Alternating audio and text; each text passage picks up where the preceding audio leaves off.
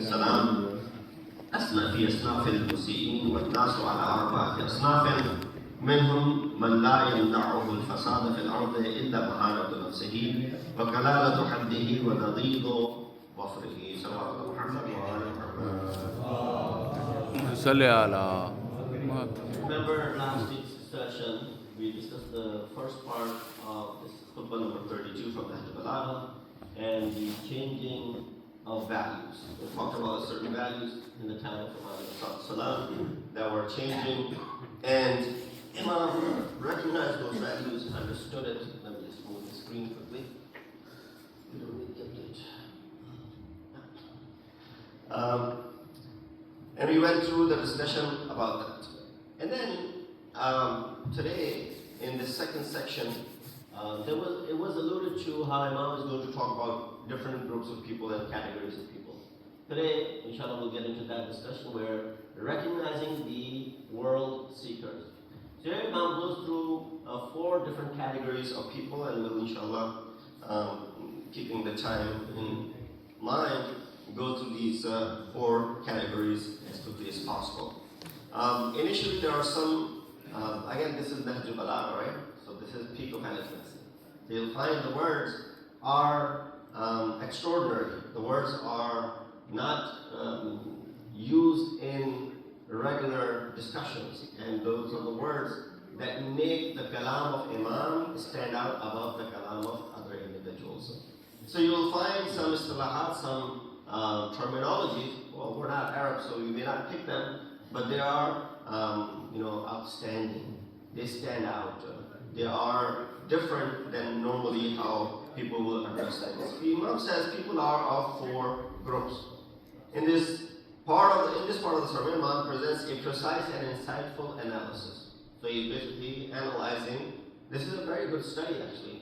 People go through anthropology, they study human beings, their behaviors, and all that stuff. And as is, even if you haven't studied anything, just by living amongst the people, you're able to, through your experience, understand different types of people, different groups and categories of people. Now they're all, for example, everyone sitting over here, follower of the same madhab, follows the same imams, follows the same tashayyu. But even amongst us, you can say, well, I can divide this group over here into 2, 3, 4 different categories.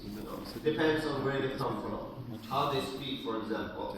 There are other areas. Now, some very obvious categories of people based on maybe color of skin and other stuff, and some behavioral related differences that we can also derive when you travel with someone, right? This is one of the ways Imam has said, if you want to recognize someone, if you want to understand someone, what do? You go on a travel with them, and you'll understand them. So Imam, gives this insightful analysis regarding the division of those who are, he calls world seekers. So all these 4 people are seeking the world. His analysis is not applicable only in his time. So don't think that these analyses are Imam specifically speaking about in the 1st century of Islam. This is a group of people that have always existed, and they exist even today. So right away, Imam says, فَالنَّاسُ عَلَىٰ أَرْبَعَةِ أَصْنَافٍ, and people are 4 kinds. مِنْهُمْ مَنْ لَا يَمْنَعُهُ الْفَسَادَ فِي الْأَرْضِ إِلَّا مَهَانَةُ نَفْسِهِ. One group among them are those who do not commit corruption on the earth only because their spirit is weak, their sword is dull, and their wealth is little. That is what's stopping them from corruption. What does that tell you? That tells you that in their heart there is corruption. If they had the means, they would have done it. Because they're lacking the means, their sword is weak, their wealth is little, their spirits are also scanty. So therefore, because of lacking these things, if you give this to someone for one day, they'll be the biggest corruptors of this world. So in common expression, they simply cannot find the means. Otherwise, they would be expert swimmers in the ocean of corruption. That's what they would be. But they don't have the means to commit that. So in reality, these are people who are depressed from lack of means. Otherwise, the inside of their being is filled with evil, corruption, oppression, and wrongdoing. Naturally, such individuals wait for the right opportunity to reveal what lies inside them. And on and off, you'll be able to pick these things from them. Therefore, one should never be deceived by their calm and harmless outward appearance. Sometimes that's misleading. And, we go on face value. We go on the appearance. And that sometimes misleads us. When the divine leaders of society identify such individuals, they must watch over them carefully and prevent the resources and the opportunities from being misused. Because if they gain, how many times you've heard, if someone gains access to that information technology that we have today, if someone lands in the wrong hands, then of course they can cause corruption. Quran refers to these people. As we've been mentioning since the very first khutbah, Imam's kalam is inspired by Quran. You always find a reference to what Imam is saying, while Imam is, he's all knowledgeable, but he bases everything that he says based on Quran. There's a reference to that in Quran. It says, وَمِنَ النَّاسِ مَنْ يُعْجِبُكَ قَوْلُهُ فِي الْحَيَاةِ الدُّنْيَا. Right there. Surah Baqarah. Among them are people of those whose speech in worldly life impresses you. Have you seen many of our community members, fellow brothers and sisters in Islam, they get impressed by the worldly figures. They're so impressed by them. And right away, they imitate them. And they call God to witness what is in their hearts. Yet they are the most hostile of opponents. Quran says this. And when they gain authority, they strive upon the earth to cause corruption in it and destroy crops, livestock, and God does not those who cause corruption. Then Imam goes to the trait of the second group of people. So first you understood. I'm not testing you, but first was those who are incapable, weak. Otherwise they would have also gone ahead and done the same thing. Second group, Imam, along with their goals and ultimate end, says another group, minhum al-muslitu li-sayfihi. Another group are those who have unsheathed their swords, meaning their swords are not dull, their swords are strong, openly displaying their corruption and wickedness. They don't care what may come. They don't care who's saying what. Someone's criticizing them. They're openly doing it. Let people say whatever they want to. And they have gathered their cavalry and infantry for this purpose. Not only that they have opened their swords, not only that they're openly attacking and doing the corruption, they got cavalry with them as well. They got followers with them as well. They prepared their insults for oppression and corruption and have ruined their religion. Their goal is exactly what Imam refers to. Hence, we lead to the third. Their aim, after the second one Imam is describing, their aim is to seize some portion of the worthless good of this world. Look how Imam described the goods of this world. How does he describe it? Worthless. So this second group, this is what they're trying to do. Or to obtain leadership over a group. Power. We see that. Or to climb upon a pulpit. This is scary. Who climbs on a pulpit? Usually scholars or pseudo-scholars. So these pseudo-scholars are going to climb onto the pulpit and put on the garment of leadership, delivering false sermons to the people. Look how metaphorically with kinaya, Imam is highlighting. I don't want you to think about people of this time right now. Go back to the time of Muhammad. Because sometimes if we're thinking of both eras, here we're going to start picturing people of our time. You can do that later on. Go back to the time of Muhammad. Who is he referring to? Those who don the garments of religious people, giving false sermons, and what do they want? They just want leadership over a group. Does that remind you, ring bell of Saqifa Bani Sa'id? Thus, in a few short phrases, Imam points to their outward actions and corruption within their hearts and their base and ugly objectives. In reality, this group exerts all their efforts and energy to become what? as Quran calls them to be Pharaoh, Fir'aun and Samiri. That's what their efforts are being used for. Individuals such as the fire starters of the Battle of Jamal, the instigators in Ahl-e-Bait, and in the Battle of Siffin, those who instigated these battles to go were clear examples of this group. Some acted for wealth, and you come to Karbala, you see even more fascist examples. When Imam is trying to guide, he says to Umar Saad that, why are you doing this? He says, Shahra Amir al-Mu'mineen, of course he was referring to Yazid, he said, has promised me what? Shahra President Tehran. Imam, what did he say? You all remember the response. Imam said, forget Shahra. You won't even taste the barley and the dough and the gandum and you won't even taste the wheat and the barley of that city. What is Imam saying over here? That you won't eat the wheat. So he responded by saying, okay, I'll eat the rice. He's thinking Imam is speaking in literal sense. Imam said, forget about the city that he has promised. It's a false promise. You won't even get to taste the crops of that land. But the worldly desire was to overcome him.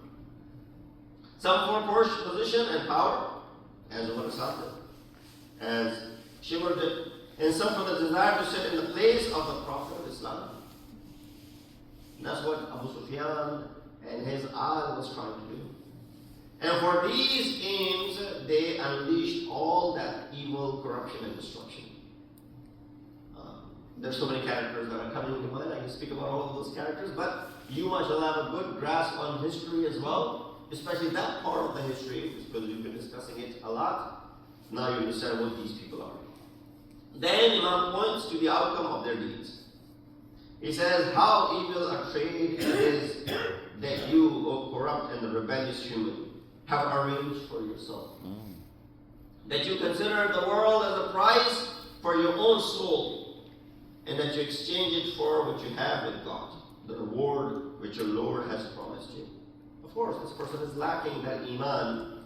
So it is natural that this wicked and corrupt group, those who struggle restlessly to attain the wealth and position, neither acknowledges the law of Allah subhanahu wa ta'ala, nor listens to the call of the Anbiya and the call of the conscience. Forget about the call of Anbiya. You're running a deaf ear to the call of awliya. But you have this inner conscious. These beautifully mentions that inna lillahi hujjatain. There are two proofs of Allah subhanahu wa ta'ala. Hujjatun zahira wa hujjatun batina.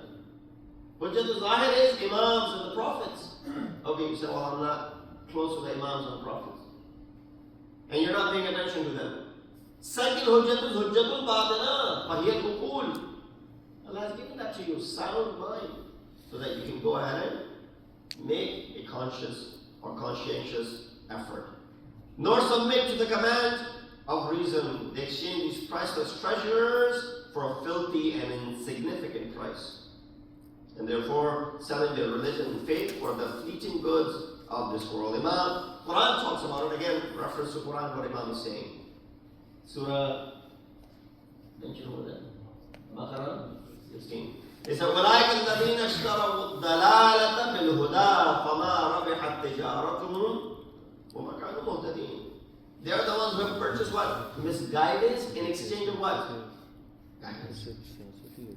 They're ready to make that trade. So their trade has brought no profit. And they have not been guided. So they are the ones who have sold guidance for misguidance and gotten no trade for this. This is why the existential capital of a human being is so precious, so valuable, that it is sold for anything less than the pleasure of Allah subhanahu wa ta'ala, it's a loss. If you trade this for anything less than razayat of Allah, it's lost. That's why Quran again says, وَمِنَ النَّاسِ مَنْ يَشْرِي نَفْسَهُ ابْتِغَاءَ مَرَضَاتِ اللَّهِ.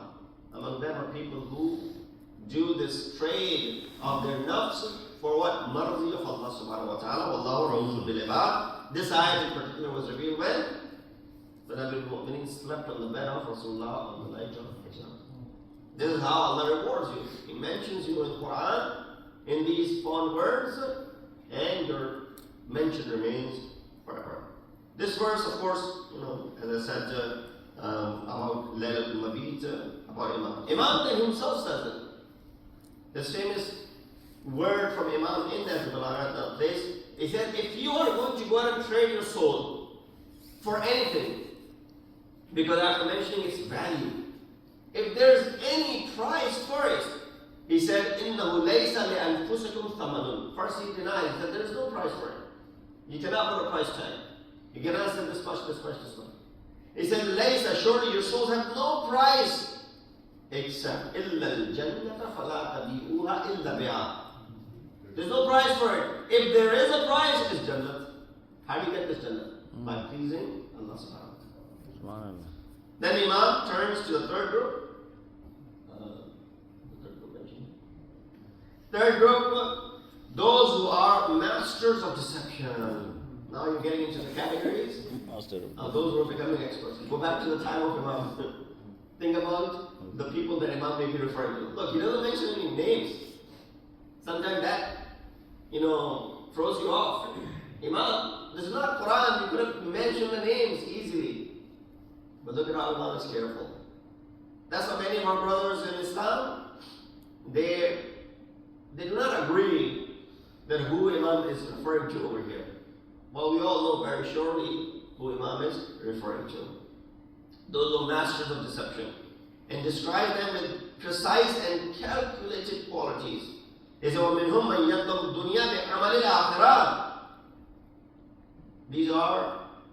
the more cunning people, like the Amr-e-As and the Muhammad, who will make sure that their amal are all accounted for. People do not see any flaw in their amal.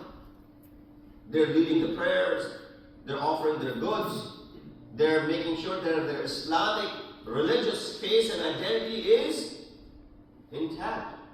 Nobody can point fingers to them. But internally, what's in their hearts is something that comes out.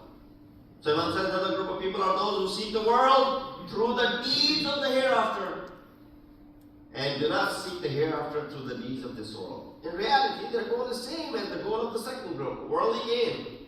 End result the same. With the difference that the second group sees as worthless goods of the world through force and expression, oppression, and showing their real face. This third group is at another level of munafiqat.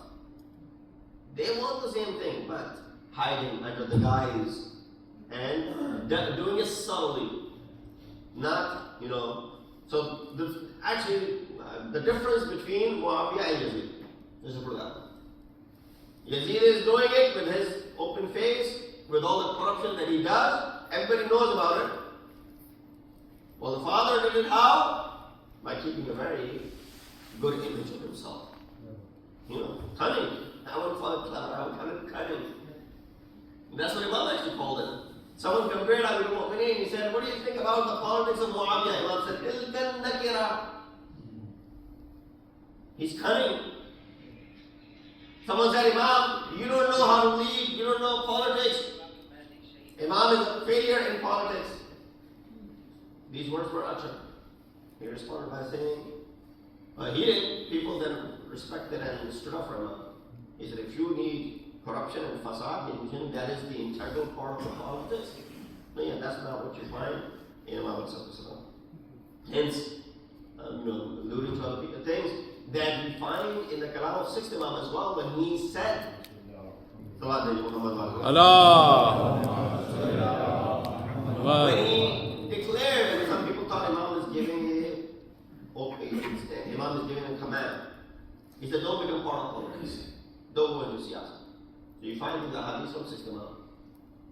But he's not saying siyasat and politics is a no-go area altogether. He then gives example of the siyasat and the politics which is corrupted in his time especially. He said, don't be part of that.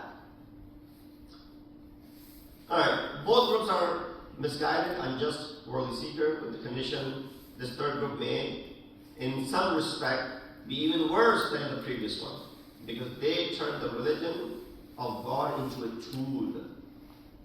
At least the previous group was not hiding anything.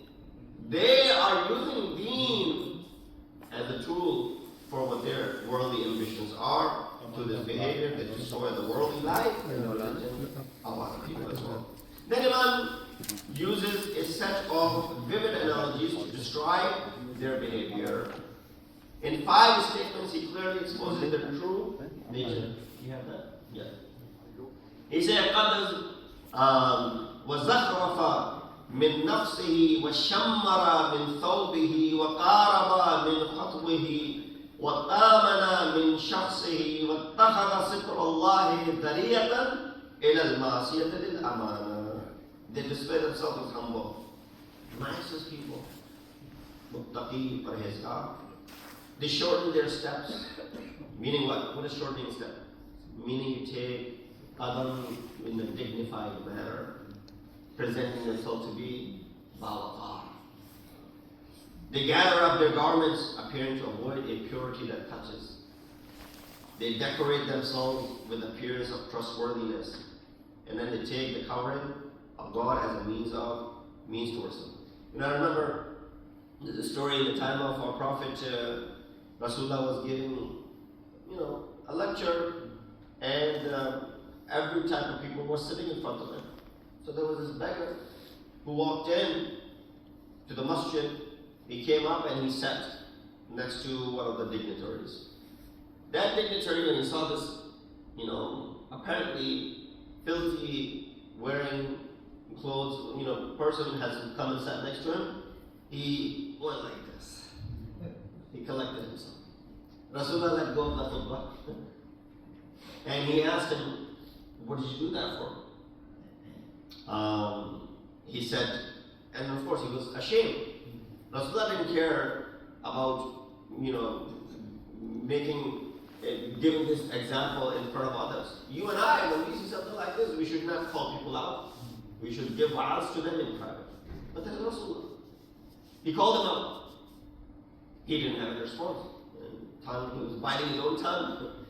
And then he acknowledged his mistake. He said, I saw this man come in and, he's probably not the cleanest and all that. And so I felt, and so I reserved myself. But I'm willing to make up for this. He was a wealthy man. He said, I gave 1/7 of my wealth, or 1/5 of my wealth, to this person, this man. And people, MashaAllah, Allahu Akbar, Takbir, this and that. And then they started congratulating this beggar. Said, look, until now you didn't have, a single coin in your pocket. Now 1/5 of this person's wealth, which could feed you and your future generations. Bravo, congratulations, this and that. The man said, I don't need it. He declined. He said, are you crazy? Wealth is knocking on your door. If it came to me, I would never say no. The wealth is knocking on your door and you're turning it down. This is from Allah. Yes, it's coming from this man's wealth, but this is from Allah. He said, what is the guarantee that after getting this man's wealth, I will not become like him when another individual like me comes and sits next to me? That I would not mistreat him the way he mistreated me. So I'm better off without having to worry about that. So Allah mentions 5 things. They decorate themselves with the appearance of trustworthiness, and they take the covering of God as a means toward sin. Of course, outwardly they're humble. They're calm, dignified, indifferent to this world and what's in it. They adorn themselves with the slogans of righteousness, and then they misuse God's concealment of fault. Allah is the He keeps even their faults hidden. He didn't say, I only keep the faults of those who are righteous hidden from you. Every creation, every khalq, makhluk of Allah subhanahu wa ta'ala, Allah is going to go ahead and be sattar you for it. So then of course what happens, you don't see when their uyub have a parda on it, you don't really see what these people are. So walking in the path of disobedience and rebellion. It is possible that this group outwardly believes